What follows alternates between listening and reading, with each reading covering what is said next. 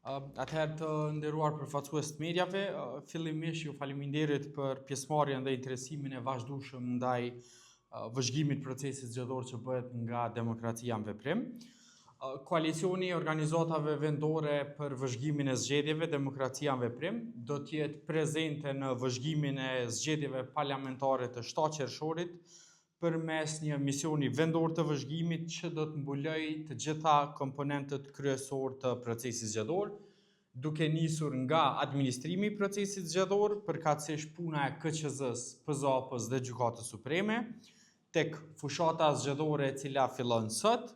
deri tek dita e zgjedhjeve, numërimi i votave për kandidat, përkatësisht puna e qendrave komunale të numërimit, si dhe trajtimi i ankesave zgjedhore në fund të procesit zgjedhor.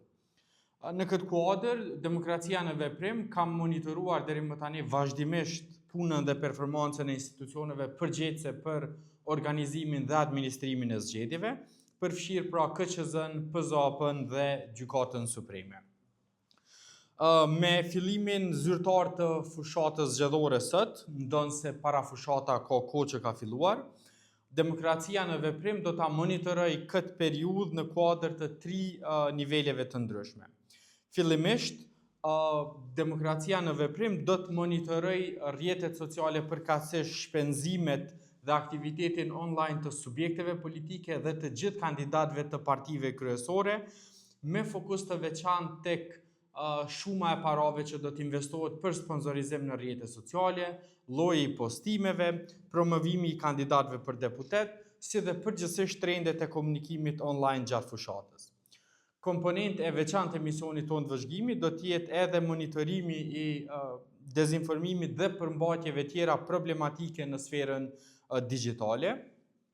Në këtë drejtim, Demokracia në Veprim do të monitorojë gjuhën e urrëtijes, rastet e dezinformimit, lajmeve të rreme, përmbajtjeve manipuluese dhe trendeve tjera kryesore të komunikimit në rrjetet sociale dhe media tjera online gjatë periudhës së fushatës. Në të njëjtën kohë, gjatë periudhës së fushatës zyrtare, Demokracia në Veprim do të monitorojë sistematikisht mediat në vend, duke përfshirë këtu 11 televizione, 9 prej cilave janë televizione shqiptare, përfshirë këtu RTK1, KTV, Radio Televizioni 21, Klan Kosova, RTV Dugagjini, T7, Kanal 10, TVN dhe ATV, si dhe 2 televizione tjera në gjuhën serbe, përkatësisht RTK2 dhe TV Puls. Monitorimi jonë do të përfshijë të gjitha kronikat zgjedhore brenda edicioneve qendrore të lajmeve, debate televizive të cilat organizohen gjatë orarit prime time, si dhe vlerësimin e kohës së transmetimit që u dedikohet kandidatëve që garojnë në zgjedhje. Për më tepër do të monitorohen edhe faqet zyrtare në Facebook të kandidatëve për kryeministra dhe partive politike, me fokus tek llojet e postimeve, tek promovimi i kandidatëve për deputet dhe trendet e tjera të ngjashme. Për më tepër, Demokracia në Veprim do ta monitorojë edhe punën e Komisionit të Pavarur të Mediave për ta parë nivelin e respektimit të procedurave dhe të trajtimit të rasteve eventuale të shkeljeve. Sa i përket ditës së zgjedhjeve, Demokracia në Veprim do të ketë të angazhuar 550 vëzhgues në terren, të cilët do të jenë të shpërndarë në gjitha komunat. Prej tyre, këta vëzhgues, sipas mostrës përcaktuar përmes metodologjisë së PVT-s që kemi realizuar edhe më herët, Demokracia në Veprim do të mbledhë, do të përpunojë dhëna mbi procedurat e hapjes së vendvotimeve, procesin e votimit, daljen e votuesve, incidentet eventuale, si dhe në përfundim edhe rezultatet për subjektet politike.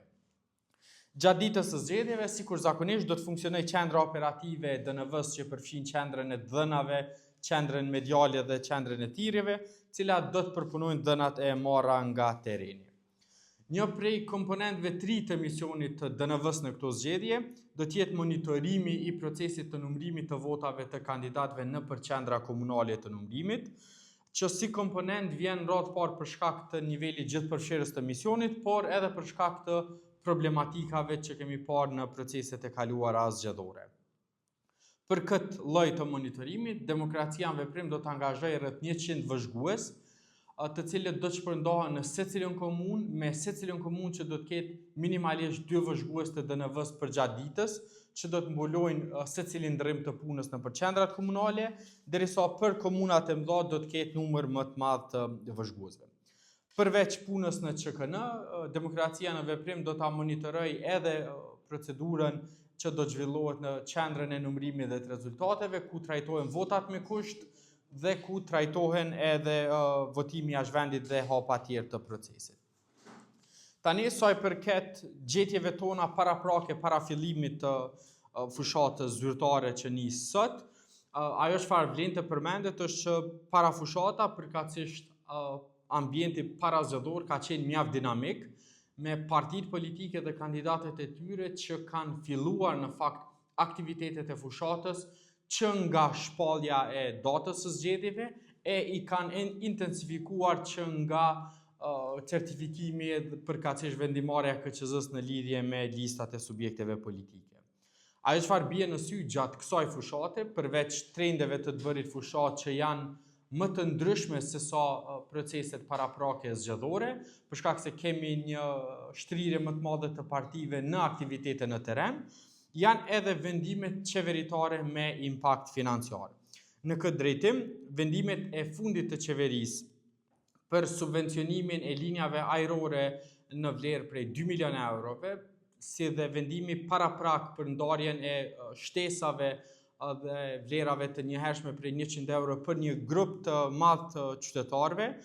besojmë që si të tilla janë vendime të cilat kanë ndikim të drejt për drejt negativ në të paktën 2 nivele. Së pari sa i përket parimit të zgjedhjeve të ndershme, si dhe së dyti, e mbasi edhe më e rëndësishme, është ajo e cënimit të garës së barabartë zgjedhore, duke qenë se vendime të tilla rrezikojnë që ta shndrojnë garën zgjedhore për zgjedhjet e 7 qershorit në një garë të pabarabartë ku partia në pushtet përmes shfrytëzimit të resurseve publike krijon avantazh të qartë elektoral. Në anën tjetër, përgjatë periudhës 11 deri më 27 maj, pra deri dje, Demokracia në Veprim përmes organizatave partnere ka monitoruar edhe portalet për të parë nivelin e dezinformimit dhe materialeve tjera problematike në sferën online. Dhe nga monitorimi i 152 portaleve, janë identifikuar në fakt 500.000 artikuj, si dhe 41.000 komente cilat përmbajnë gjuhë të urrëties, që përbën 8% të numrit të përgjithshëm të gjitha komenteve. Sa i përket gjuhës së urrëties në profilet përkatësisht në postimet apo artikujt që janë në lidhje me kandidatët për kryeministër, vlen të përmendet që kandidati për kryeministër Albin Kurti është përmendur në rreth 1000 artikuj,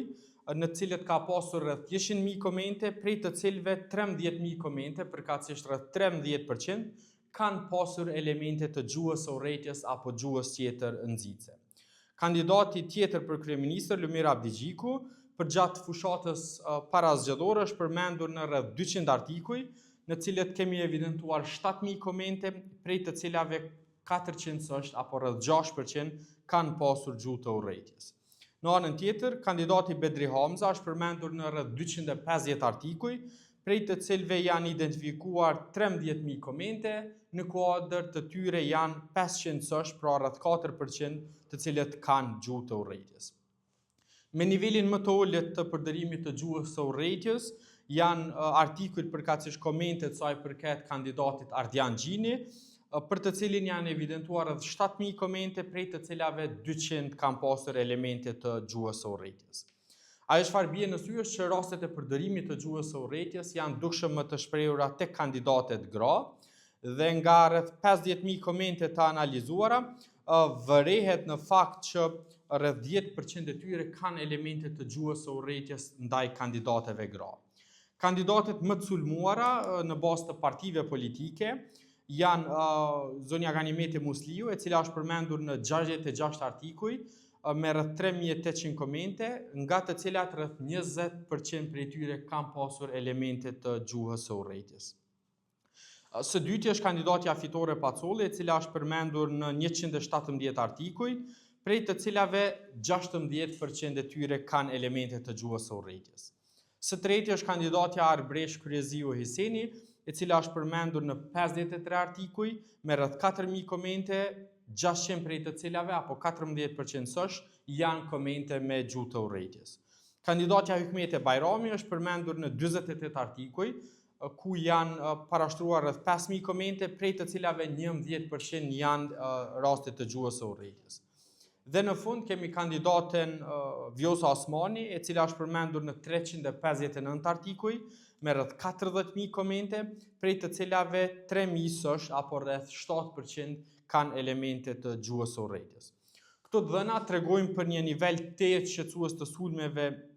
ndaj grave kandidate dhe gjuhës së urrejtjes, e cila është duke dominuar rrjetet sociale në kuadër të postimeve të bëra edhe nga subjektet politike, edhe nga kandidatët, por edhe nga qytetarë të zakonshëm.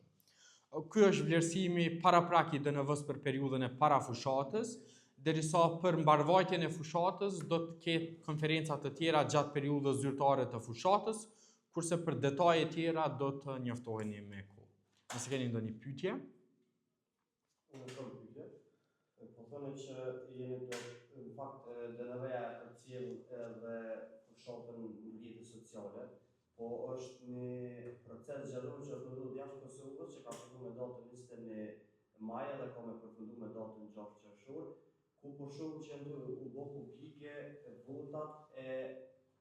personat që janë të qartë njerëz se cilin subjekt po votojnë edhe cil kandidat. Kështu që DNV-ja dhe cili është opinioni i DNV-s për këtë veprim që u bë për këtë zgjedhje jashtë Kosovës.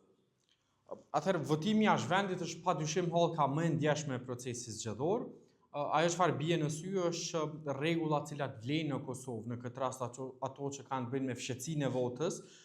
nuk respektohen në kuadër të votimit jashtë vendit dhe përkundër rasteve të shumta që kemi parë që po qarkullojnë në rrjetet sociale ku votues potencial shihen duke plotësuar flet votime dhe thonë se janë duke i dërguar, ende nuk kemi asnjë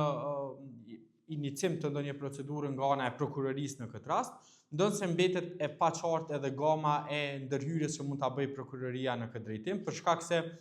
fotografimi i votës nuk është në mënyrë eksplicite pjesë e kodit penal. Pra aty flitet vetëm për cënimin e fshehtsisë së votës, derisa ka pasur një dinamikë të tillë për fotografimin e votës në vendvotim, si formë e cila besohet që është për ta arsyetuar përkatësisht për ta dëshmuar votën tek skemat potenciale të keqpërdorimit. Në këtë rast, në radhë parë duhet të verifikohet nëse këta persona janë me të vërtetë votues që janë regjistruar për të votuar jashtë vendit, dhe nëse po, unë besoj që duhet të iniciojnë procedura për të parë më thellësisht nëse ky është një trend i manipulimit apo i dëshmimit që është duke u votuar për kandidat të tillë, dhe nëse po, atëherë duhet që të merreshin masa. E në anën tjetër do duhet që të parashiheshin mekanizma më të fortë të kontrollit nga ana e KQZ-s në raport me këto raste, por edhe me raste të tjera të natyrës së ngjashme, pra kur votues kanë deklaruar që ose nuk kanë qenë flet votime zyrtare të vullosura pa numër serek ose të tjera të ngjashme. Faleminderit. A ka ndonjë pyetje tjetër? Shkon interesant me ditë edhe zgjedhjet paraprake. Çfarë kishte ndodhur me një votues ose çfarë ka ndodhur me një votues cilin e kanë kopë, të e fotografu votën, ose çfarë mosa e morë ndaj atij votuesi në territor të Kosovës që i ka kryer veprimin? Atëherë, në bazë të gjetjeve tona nga vëzhgimi i zgjedhjeve të 28 dhjetorit të vitit të kaluar, por edhe atyre të 9 shkurtit dhe gjitha zgjedhjeve paraprake, ekziston një trend deri në 5% të vendvotimeve në nivel vendi, të cilat karakterizohen me raste të fotografimit të votës, e cilat në masë të madhe gjitha përfundojnë me arrestime nga ana e policisë. Megjithatë, shumica e këtyre rasteve mbesin në procedurë për shkak të kozgjatjes së madhe, por ajo çfarë është e qartë është që përkundër arrestimeve ka raste tepër të rralla kur individ të tillë dënohen, pra për shkak se duhet të dëshmohet nëse ka pasur një lidhje të drejtë për drejtë me cënimin e fshehtsisë së votimit, por që ajo çfarë ka rëndësi është potencohet që këto raste hetohen dhe ndiqen penalisht deri në fund nga ana e prokurorisë, derisa për raste të ngjashme të cilat po ndodhin jashtë vendit e që janë intensifikuar në këtë proces zgjedhor, ende nuk kemi asnjë deklarim zyrtar nga ana e prokurorisë, nëse të paktën janë duke u hetuar, e që ne bëjmë thirrje në fakt që raste të tilla të hetohet në mënyrë që të sqarohet se a kemi të bëjmë me skema të manipulimit, apo me raste kur dikush që edhe mund të mos jetë fare votues, por bëhet se po e